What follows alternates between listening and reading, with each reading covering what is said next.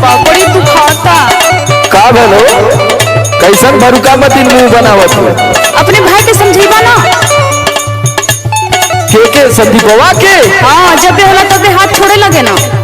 ऐसे तो वो हाथ ना छोड़े वाला कुछ न कुछ कैले होगू तब छोड़ ले। पहले तो हमार बात सुना तो वो बहुत बोलेला। तोरे ताजले सुननी और केहू सुननी का? हाँ तो आप वो सुना सुना सुना। गोजिया उठा लाया पे फिर ना बदलवा ए बोलो मुआ अरे मोरोले बदे बरा तो बलवा ए बोलो मुआ। अपने भाई के दरियाओ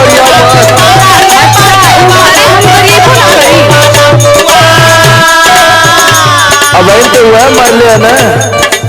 जब हम दहीना छोड़ा तब तेरे समझ में आई। हाँ ढेर भाई वाली मत कर। कुछ न कुछ तो जरूर भले रुक हम बुला देती तेरे समझ में। कुछ होगा तो संदीपवा संदीपवा का हो भैया?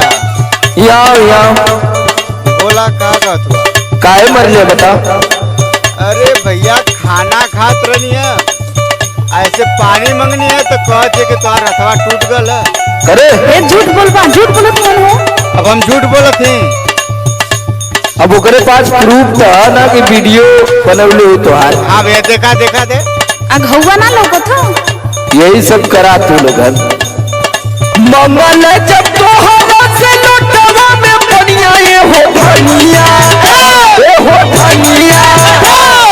काहे देहलू ऐसन तोहू करिया ये हो धनिया।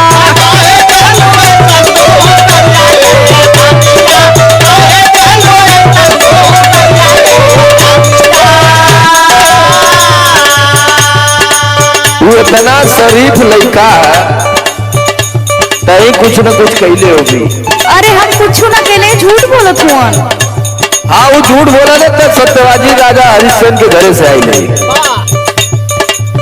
आज ले हमार भैया इतना बड़ा रो गई ना, उनके सामने हो गई लेकिन कब वो झूठा ना बोली। अरे तू ठीक हुए बच्ची तू ठीक हुए हमें के समझे थी। पहले हमार बात सुनो। अब तो कुछ ना सुनाई।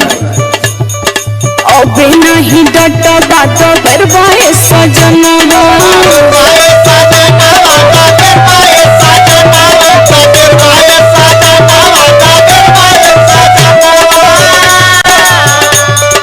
छोड़ा ले हाथ एकर बढ़ जाई मनवा।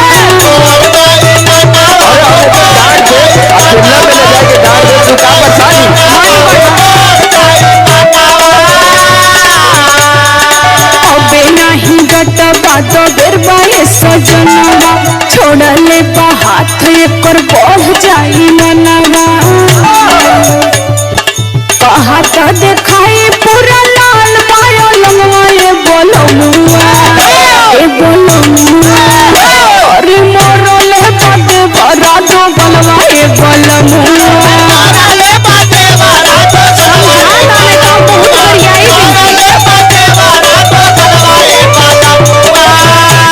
तू गरियाई ले अगर गरियाले से तोर कुल दर्द जुड़ा जाता गरियाले नहीं इनके समझावा ना समझी बता भी ये पुल होई कर नहीं जो तू गरियाई ले। देखा भैया अरे लड़का प्यार से बोल भी तो सुधर जाई हो सकाला। अरे लड़का हो तो का करिए बड़ हो जाए के बरियन का तो वो पूरा चिचियाल लहली दिखिला जब बोला तब। हमरे बहुत गुस्सा होता इनके पे। अरे गुस्सा अपना कंट्रोल करना सीखो। और सुनो का पिन्हलेलू चूटी नियन बोलिया से सबके।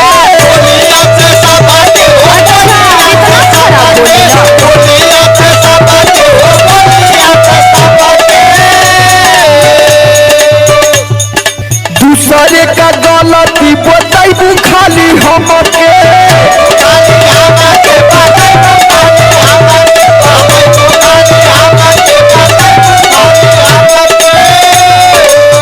आज तक कौनो गलती अपन हमसे बतैली? हम कहाँ गलती करेला। हाँ हाँ तो ही तो एक पैदा भैल धरती के जैसे गलती ना हो सकेला।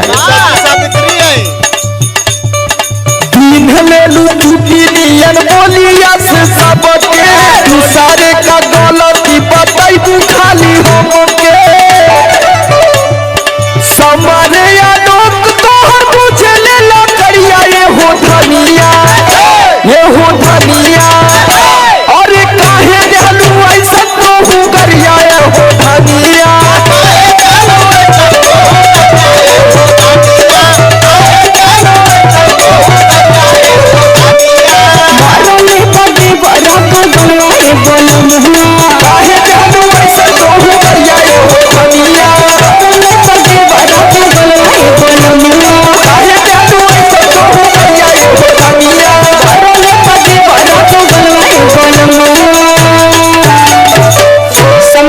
बड़ा, नहीं तो हमसे बुरा कोई ना हुई। अच्छा बच्ची संदीप, सॉरी बोलो भाभी को। सॉरी भाभी।